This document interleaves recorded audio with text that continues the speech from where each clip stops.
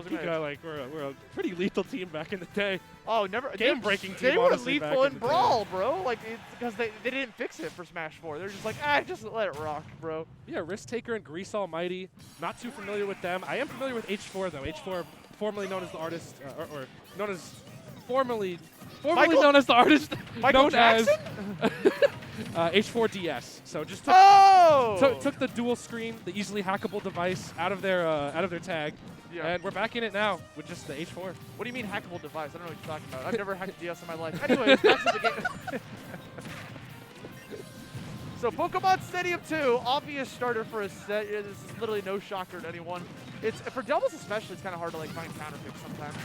Really, it's I guess all dependent. I feel like characters fall into two archetypes at the most basic level for stages. Is if they have good vertical punish game, or if they strive off of getting their win condition horizontally. Meaning, will they kill off the side blast zone, or will they kill off this top blast zone? I think this is an amazing stage for the yellow team actually. And Snake in doubles, I don't know if anybody saw Apollo Kage earlier, but kind of a hard character to follow. You can leave that C4 pretty much anywhere, and not only does red team have to be aware of everything the yellow team's doing, but they have to be aware of where that C4 is on this stage where there's a distinct amount of red that might hide that C4. It's terrifying. Brother, did you catch that follow-up from Bombastic? That was OD. He was literally like, Rob was taking the world tour. He was going for like a very far away recovery all the way up the top, and he's like, no, you're coming back down to me. Speaking going down, that's going to be Game & Watch going down, taking away that first stock in favor of yellow team. Still very close, right? Because 169%, like you're super close to exploding. That's true. And also just the character archetype. Speaking of exploding, like I feel like the yellow team is going to have a harder of a time getting out of disadvantage, but their stocks are going to be lasting a whole lot longer, just given how much heavier they are than both the incredibly light Game & Watch and Pikachu. So it's going to be really a game of survivability and how disciplined the red team can be in getting their hits but not taking them. Yeah, like I said, lightweights versus heavyweights, man. That's kind of like what we're looking at. 96, kind of catch him with that down air, potential follow-up combo. I mean, the idea was there. You like to see it. Yeah. That's what you honestly love to see, because that shows you're locked in with the awareness. That shows you're ready to really deal with any situation that does present itself. If you're locked in that 1v1 situation, you're kind of depriving yourself of the potential your team will have. Man, Snake is living the dream over here. Almighty, Almighty living at 171. I mean, that's a Snake classic, though. Dude's a heavy boy. Bro's well past the Centurion. Yeah. Longer than Betty White, for sure. Oh, my God. I hope she's doing okay, bro. I hope she's doing well. I hope she took yesterday, okay? So we're at 97% here on Risk. Trying to hang in there. 102, gonna go for that tech. Up B, honestly, good out. You're gonna see that a lot from Game & Watch. Yeah. Up B out of shield, that's his classic. It's the eject button. Yeah, literally the eject button, it's a combo starter. You manage to catch someone with it. Like, it does everything. It does your taxes, bro.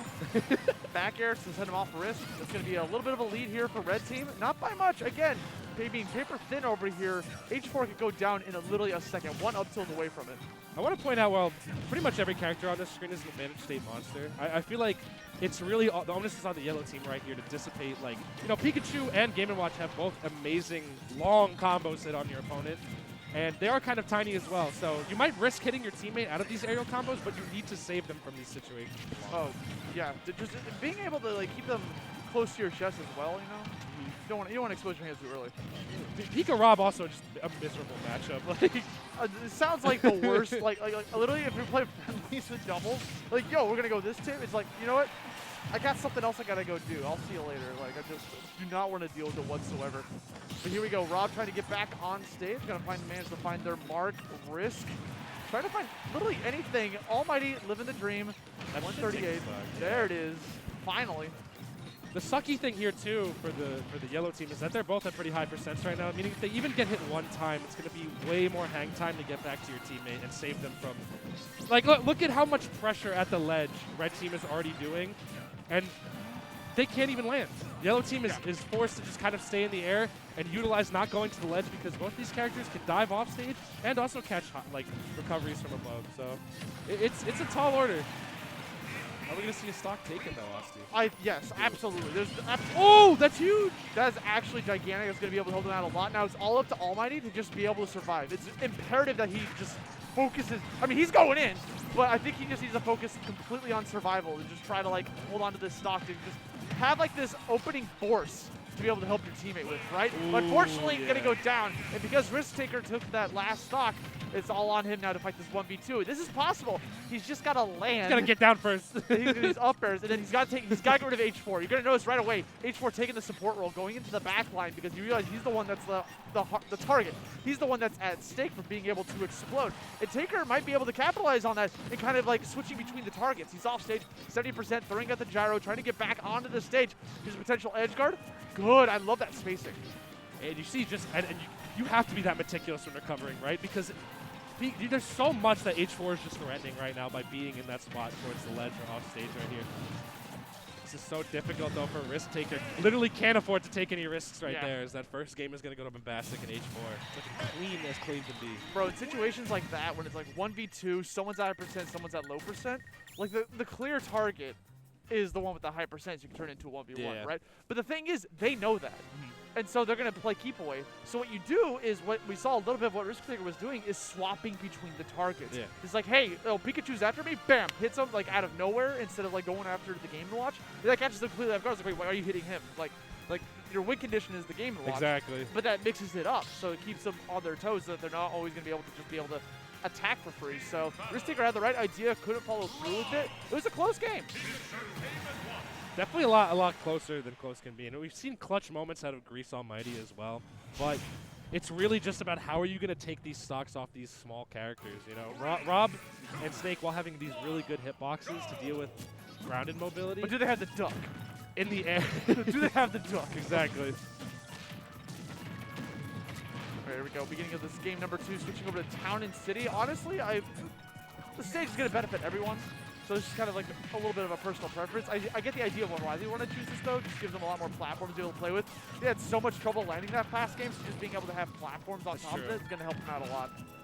I'm assuming platform stages were banned to really give RiskTKR and Grease Almighty a much harder time of landing, because there are realistically like 3 flat stages in this rule set. It's just that they have the benefit of the platforms coming in occasionally to really bail them out of this situation. I think they also like Final D. Like it's like being able to have that for a little bit is also helpful. So. Ooh! Wow! Great attack. I like how again already RiskTKR and Grease Almighty are attempting to save each other when off stage. But man, H4 is just so lethal towards the ledge on any environment you really put him in. And Bombastic's just doing such a good job of controlling center stage as well. I feel like that's the main hurdle that RiskTKR and Grease Almighty have to get over first.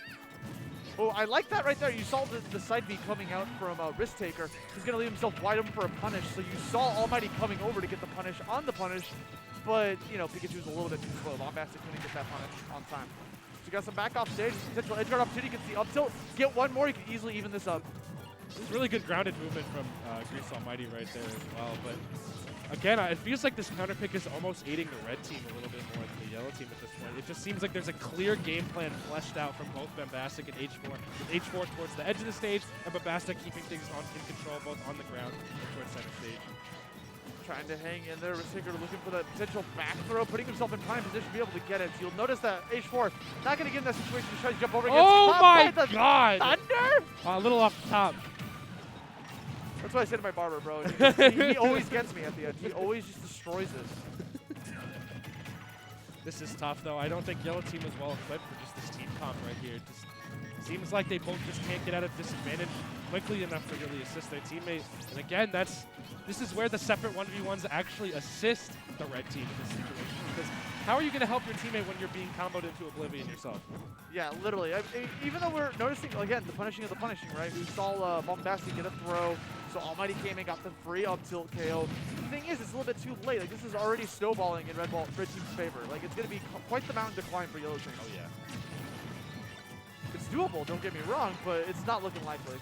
Oh, but that's huge. That's huge as well, yeah. But again, both of them finding themselves at disadvantage. But again, I like that. I feel like Grease Almighty should honestly be threatening more of the grenade and the C4 at longer distances, especially with the C4. I feel like you're kind of underutilizing Snake's entire toolkit in doubles. Like, even if the grenade hits your teammate, like, it's not going to do substantially enough damage to really do anything crazy. And we're seeing RiskTKR try to play towards the edge anyway, because he doesn't want to get hit by anybody in the center stage. Speaking of not getting hit by anybody, the last 20 seconds was us just trying to recover, like not getting away from the action. But now things are looking pretty bleak here. RiskTKR trying to get above the thunder. You know, if you go above the clouds, there's no air up there. But ooh, tried to go for it. Okay. What in What on earth was that clank right there? That was crazy. What in tarnation, bro? This There should we be go. it, though, yeah.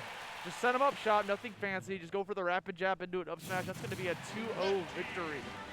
And that's going to be that, bro. Bombastic and H4 are going to move on into top 24 side of the bracket, winner's side. Good stuff to them for putting on quite a show. The game one was mad close. I feel like they kind of just like figured it out for game two. They were just not allowing them to land. Like even with the platforms, it's like I felt like they were in red team was in disadvantage so much. Like they just couldn't get back. Yeah, it's just clear. Like I mean, Snake and Rob, you know, LOL Rob is big, but in doubles, realistically, that is the biggest struggle right there. While being amazing singles characters respectively, and while Snake and Rob can both be utilized well in doubles, you got to know your win con, and you got to know how to avoid the other team's win con. With Game & Watch and Pikachu, you're going to get hit no matter what. It's going to happen. It's big targets, obviously. It is also the heavyweights versus the lightweights. I feel like those teams would have been better if they like swap one person, you know, just have a balanced part of your complete breakfast, you know? I feel like Grease Almighty could have played into using Snake's special moves a little bit more. I feel like Grenade... He was doing it a lot near the end. Frame one, exactly. You started to think about it towards the end, but unfortunately too little too late. But Grenade, excellent option to get you at a disadvantage. I don't know if it's necessarily going to be effective against characters like Pikachu and Game & Watch who are a little bit more wiry, who can maybe avoid hitting the grenade during their combos. But it's still a nice thing to try, and it's still presenting a road hazard of sorts for the other team to kind of deal with. Like, you can't get your hits for free if there are just grenades and C4s lying all over the place. I know a lot of Snakes like to hesitate in doubles from doing that because they're... You want to hit your teammate. Exactly, but when you think about it at the end of the run, first off, you need to be confident with those grenades. Second off, you got to understand that there's going to be collateral damage. You just got to accept that. Because at the end of the day, you're throwing those stuff out. There's 3 people. 2 of those targets are enemies. 1 of them's an ally. So more often than not, you're going to be doing more net positive damage to the opponents. Like, yes, you're going to hit your teammate. Yes, your teammate's going to be livid. Those strikes could even be beneficial, too. Like, say you get some sort of crazy stray hit. Like, it'll pop the opponent up immediately, and either your teammate can follow up or you can follow up, depending on how you end up. So